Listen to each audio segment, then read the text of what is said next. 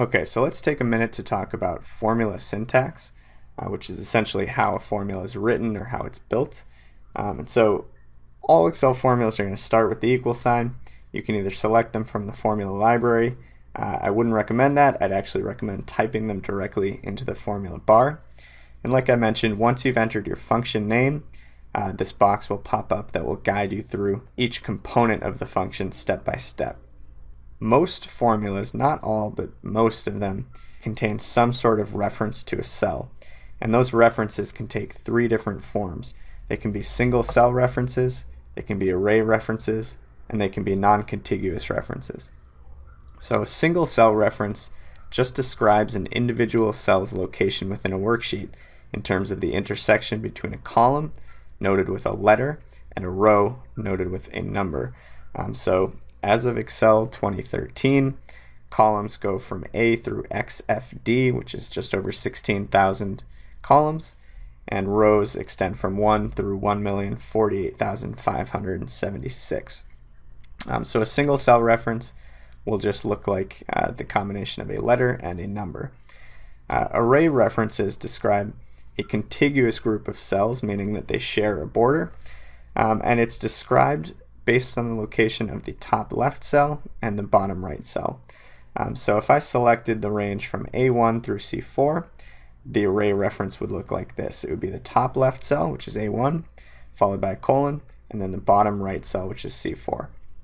Last but not least, you have non-contiguous references.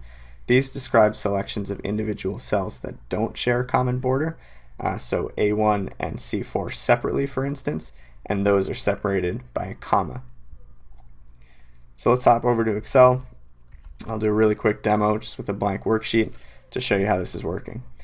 So I'm just going to type 1 into cell A1, drag it down 10 rows, and then just do a fill series so that it gives me the series from 1 to 10. And then in cell C2, I'm just going to show you a few different forms that cell references can take using a simple sum function. So if I start with the sum of just an individual cell, A3 for instance, as you can see, A3 is a single cell reference, and when I hit enter, obviously I'm just getting the value of A3. I can change that reference, so rather than A3, I can either delete and type a new reference in the formula bar, or I can just drag out my reference right here. So now I'm looking at the sum of a contiguous reference from A3 through A7. When I hit enter, I get 25 because 3 plus 4 plus 5 plus 6 plus 7 equals 25.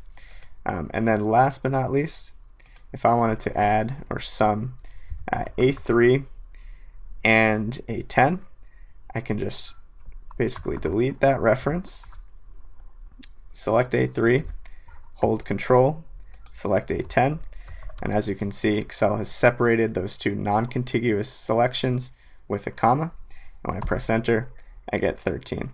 So there you go. Those are the three main forms of cell reference types.